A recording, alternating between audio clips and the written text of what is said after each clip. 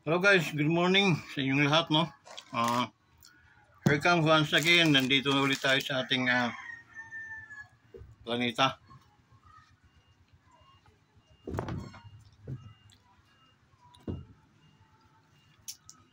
Medyo puyat tayo guys, parang kulang tayo sa tulog, no?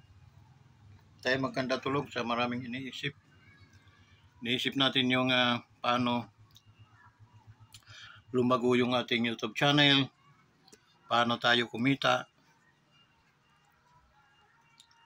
na yung pagod natin araw-araw sa pag-vlog, no? Makamta naman natin yung ating minimiti. Masaya na ako doon. Okay? By the way guys, shout out sa ating mga ka-wanderers, no? Yung mga solid, lalo na mga solid ka-wanderers, shout out sa inyong lahat. Sa ating mga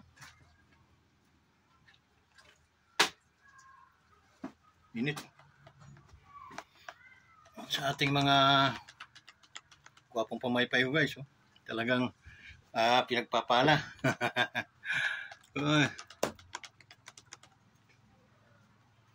Buti nga may nagbibigay sa atin ng misis, palaging binibigyan ng pero matamis. Parang cookies siya. Mga affordable na cookies. Okay? Yun know, sa ating mga OFWs, shout out sa inyong lahat. Nakapagpakain na rin ako ng aso ko, mga aso. Sa ating mga kapulisan, no? Men and women sa mga pulis. Okay? Shout out sa inyong lahat. Ingat kayo palagi. Sa ating mga kasundaluhan, okay? Scattered around the Philippines. Ingat, dandahan, ingat lang, no? Relax guys. Mga bayani din kasi yan sila. Okay? Kaya ipagtanggol nila ang ating bayan sa mga kamay ng mga dayuhan. Okay? Sino man ang maghihimasok o mangangahas sa ng ating karapatan at ang ating tawag nito, ating mandato sa ating lipunan ay dugo ng Pilipino, ay kami ay magsasama-sama upang ipagtanggol namin ang aming bayan. Huwag kayong guys, mag-provoke, no? Sa bandang huli, pagsisisihan natin par-parehas.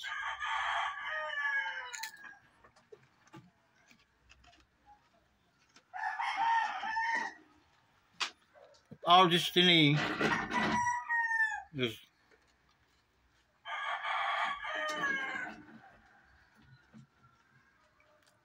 to go that bullshit war.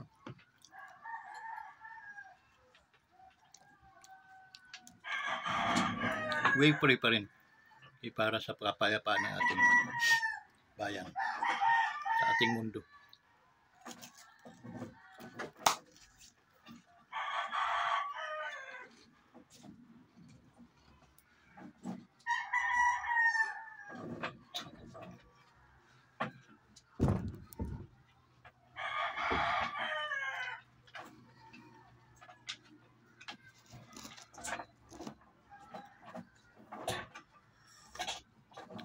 Sa ating mga kaibigan, ng mga OFW rin, bayani rin sila, no?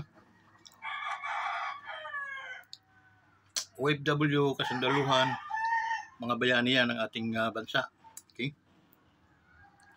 Ang OFW, papaliwanag ko sa inyo, sila yung nagbaback up in time na tayo ay bumabagsak ang ating ekonomiya. They support because of their, mga remittances nila pumapasok sa ating bansa at nakakapagdagdag ng ating ekonomiya. So bumabawi ang ekonomiya natin dahil sa mga yan. So they are savior also. They save our liniligtas nila yung ating pagbagsak talaga totally ng ating ekonomiya. Okay? So, thanks that OFW, kaya nagpapasalamat kami at kayo mga bayani namin dahil kayo ay nagbaback up, kayo ay sumusuporta sa pagbagsak at kayo ay nagiging bayani dahil nga pinagpapalit ninyo yung mingaw, ika nga, yung kayo ay hiwalay sa inyong asawa at mga anak because of your dreams. So that's why I called you a hero. Okay? You're one of my hero. So, ingat kayo dyan, no? Mga ka-OFW, kahit saan man kayong dako sa lupang sa mundong ito. Ingat kayo palagi. Okay? Nandito palagi ang inyong kaibigan, Wanderers Motovlog TV, si Cabins Pilarde, ay nagpapasalamat palagi sa inyong mga ginagawa. So yan guys, condolence pala doon sa aking pinsan, no, nasa Buli. Okay? Namatay kahapon o isang gabi. Okay? Nawagan ako sa ating mga kamag-anakan nila. Okay? Sana wag niyong pabayaan. Wag niyong pabayaan guys. Suportahan niyo kahit maliit na suporta, napakahalaga yon para sa kanilang pamilya. Okay?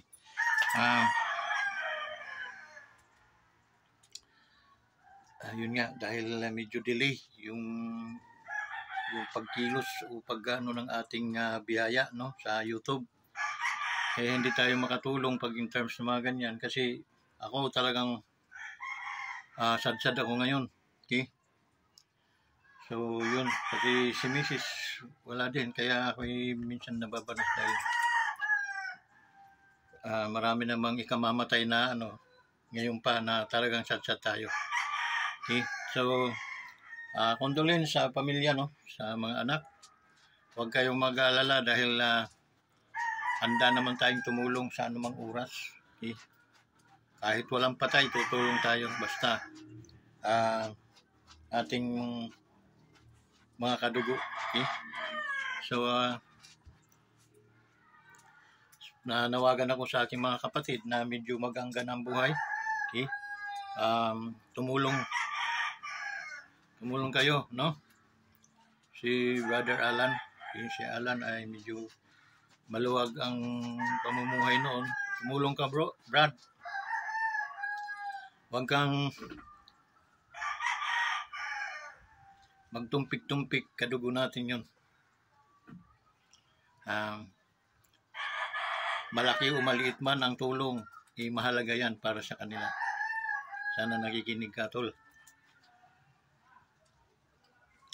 Suportahan mo, tumulong ka. Si Manalinda, please, tumulong din kayo.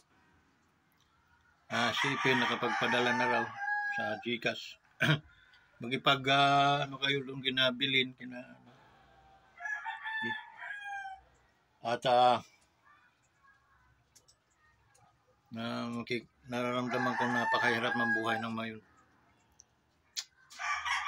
So yun lang, no, mga ka-Wanderers, pasensya na kayo kasi itong inyong lingkod wala naman ding kapasidad para makatulong ngayon dahil nga almost a year na akong nag-vlog na wala namang income. So paano ko ngayon i-recover yung mga losses ko? Okay?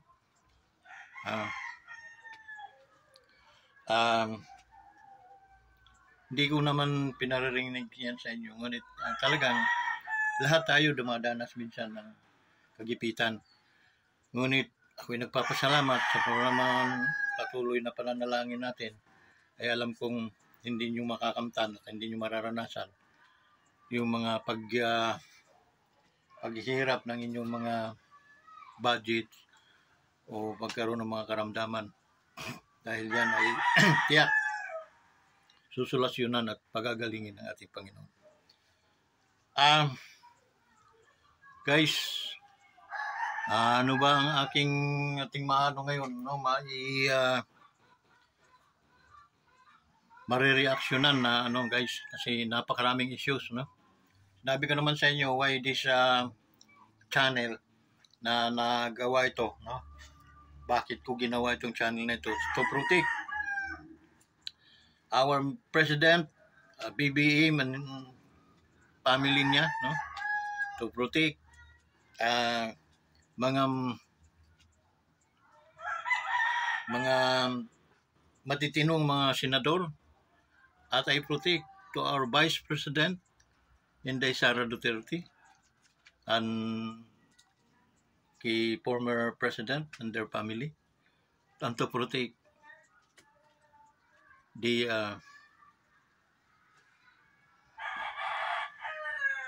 yung ikakaganda ng ating mga mamamayan. Tayo ang may karapatang gumamit ng mamamayan, hindi yung mga loko-loko, mga siraurong kontra ng ating gobyerno. Pag sila nagsalita, gamit talaga nila ang mamamayan. Hindi po sang-ayon ang mamamayan sa inyong mga pinagagawa. Okay? Hindi. Magpakailanman, lalo na ngayon, medyo gising na. Kaya, ingat-ingat na kayo. Okay?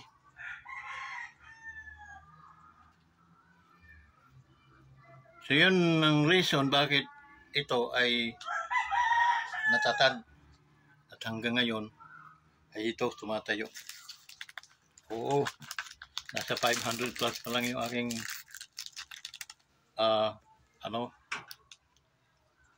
mga followers.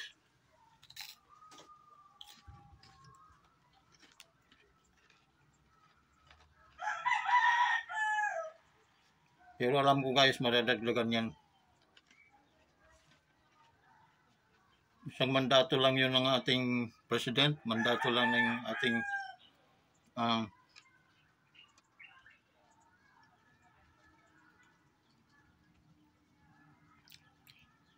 First Lady,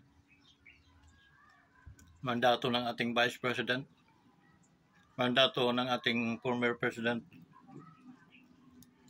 Duterte. Makakaabot din ako ng ayon, beyond of my mind.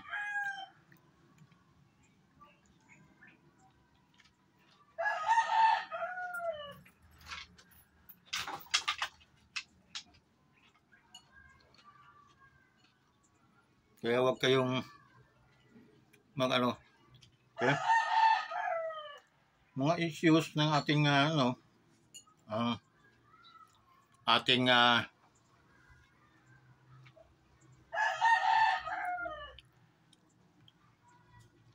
Vice President, no? Yung sa ating President, medyo isa lang kanyang ngayon, tutukan yung pag-handle ng mabuti. Kailangan tama ang lahat ng mga desisyon niya, no? Being a leader. Ano man decision ng President, that is also my decision. Okay? Wala tayong karapatan na sumuway. Okay? And then dito sa Vice President, ito ang maraming issue ngayon dahil nang una, ginugulpi siya ng mga asungot, yung mga amoy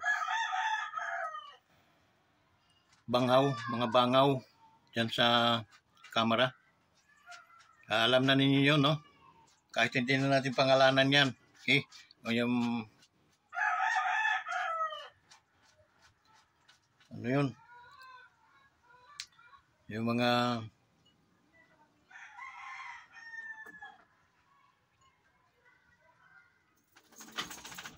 makabulok, no? Makabulok ba yun? Then yung teachers, yung namimiki, teachers pang ginamit, no? Pero kidnapper pala ng mga kabataan. Okay? Yun. Tapos yung may dalawa pa dyan. Okay? So, yun ang mga dumadali, no? At ako'y direktahin kita, no? Malaking respeto namin sa apelyido ninyo dahil sa kay Madam, no? Diba yun? Niyan?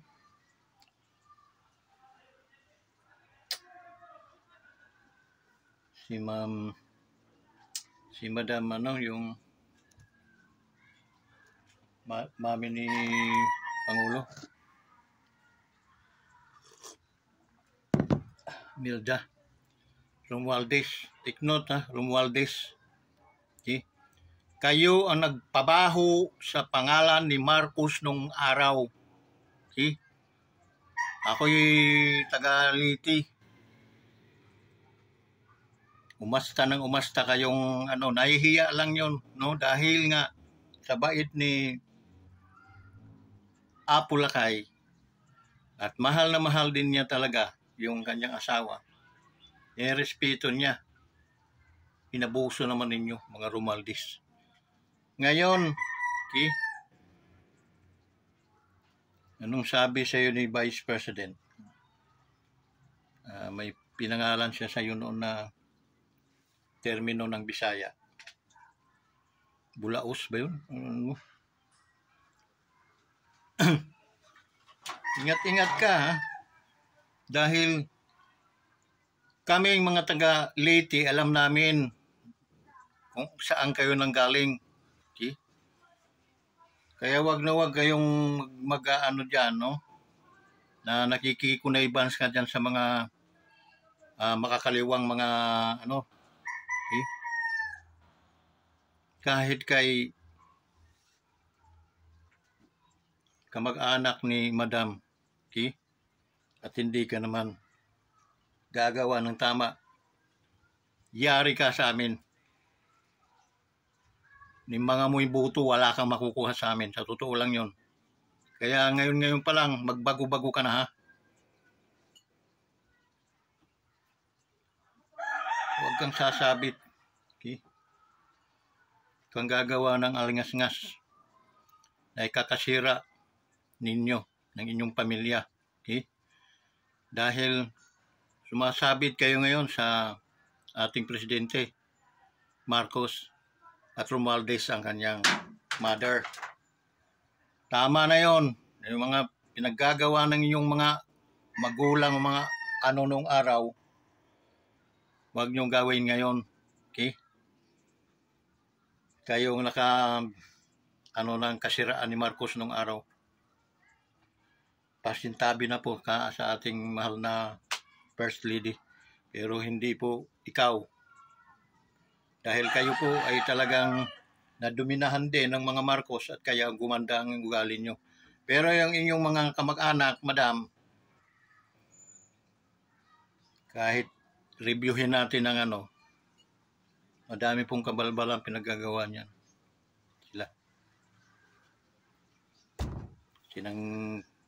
Sinanggalang nila ang Marcos. Okay? Ngayon na yan. Parang naamoy-amoy namin na may pakana sa ni Vice President. Di ka uubra dyan, boy.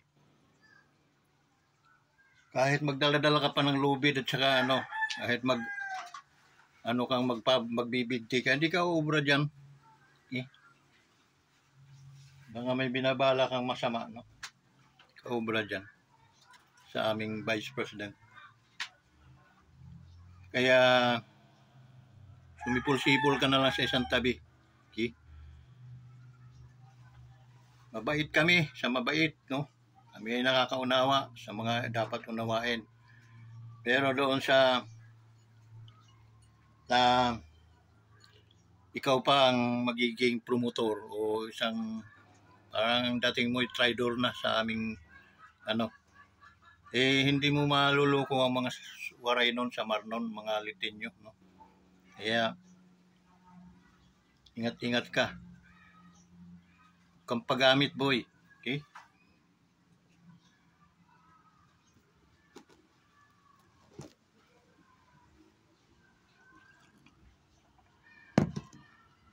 Malakas lang kayo sa Tacloban kasi hanggang ngayon di pa napapalitan yung pangalan ng airport. Okay? Dapat yan Tacloban International Airport, hindi pangalan ng tulad nyo.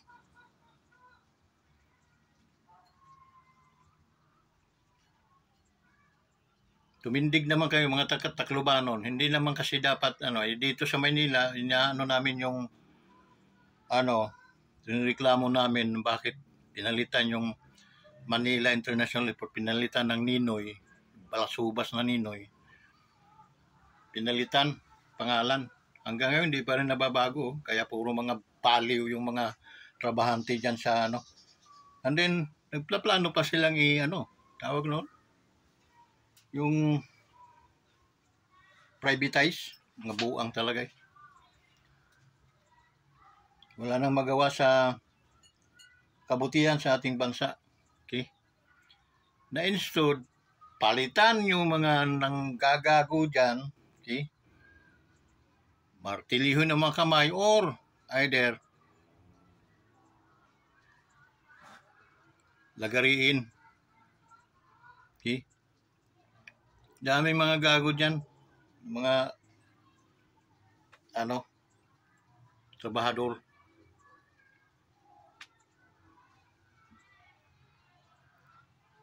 Yung Tacloban, dapat Tacloban International Airport kasi magiging international na yun.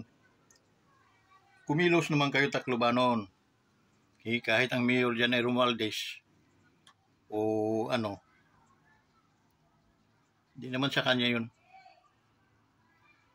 Kampi-kampi tayo sa kabutihan pero sa hindi maganda, pasensyahan kayo. Babatuhin talaga namin kayo. Okay? Sa pamamagitan ng aming pagsasalita sa aming mga channel. Okay? Hindi po okay? Ay nasahan namin na kayo ay magiging isang matinong tao, suportadong gobyerno. Okay? Yung Vice President natin sa President, maganda yung samahan. How come pagdating sa iyo na animal ka, mas ikaw pang promotor siguro diyan sa mga loko-lokong nasa Kaya loko-loko, they are enemy of the state, no? They are traitor ng ating bayan, ng mga yan. Dahil ultimong tutong na dumidikit sa kanilang mga kaldero, galing sa gobyerno yon, kinakain ng mga hayop na yon, no? Pero anong binabalik nila sa ang sirain ang Pilipinas, ang gobyerno. Okay? Wala pa yun silang natulong since na from Duterte, from Pangulong Duterte to Bongbong Marcos, wala pa yun silang natulong na may papagmalaki ng mga na hinalal kayo ng mga hayop kayo para at least magtrabaho at tumulong upang masinso ang ating bansa. Hindi para maging kalaban kayo ng gobyerno and then pinakakain kayo mga animal kayo. Okay? Nanggagaling naman yung pera sa gobyerno. Iyon ang ginagamit din ninyo na sinisildo sa inyo, ginagamit ninyo para at least kontrahin, palaguin yung mga taong magagalit sa ating gobyerno. Doon nyo yun. Okay? Dapat nga sa inyo tinatanggal talaga. Hindi lang dapat hanggang doon sa tanggal. Okay? Yung makitang nakabitin kayo ng pinarusahan kayong mga pinagbibitin. Yun. Kasi hanggang kailan titigil ang hininga nyo, yun, saka lang maano yung mga pinagagawa din ninyo. Sobra yung pinagagawa nyo sa ating, gatong ng gatong kayo ng mga bagay tulad niyang secret fund ba yun ng Alam niyo kung bakit mahalaga yon sa DepEd pati, tsaka sa Vice President? Para nakakagalaw ang Vice President dahil may kutob. Hindi lang siya, kami, na kayo ay mga enemy of the states. Ngayon, pag mayroong panggastos, magagamit, sinabi na sa inyo saan mo naman gagamitin yung fund na yun sa inyo? Okay? Sa inyo. Kasi once na napatunayan, nakakuha ng ebidensya, patay. Okay? So yun, no? Kaya, lahat ng tubol na nasa inyong tiyan, iniiri na talaga ninyo ng todo. Todo-todo na ninyong pag-ano. Kaya ikaw naman, Romualdez, pinsan ka nga ata nung ating Pangulo, maaga pa, bumatsi ka na. Sipol-sipol ka na lang sa isang tabi.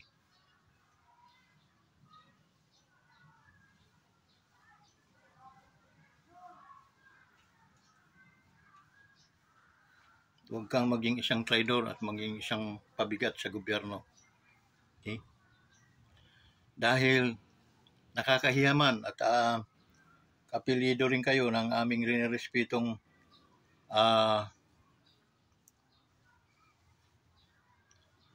pinaka-reyna ng Bisaya, okay? Warayman at saka Cebuano, si Madam Imelda. Ang respeto namin nanggagaling lang kay Marcos, Kilakay.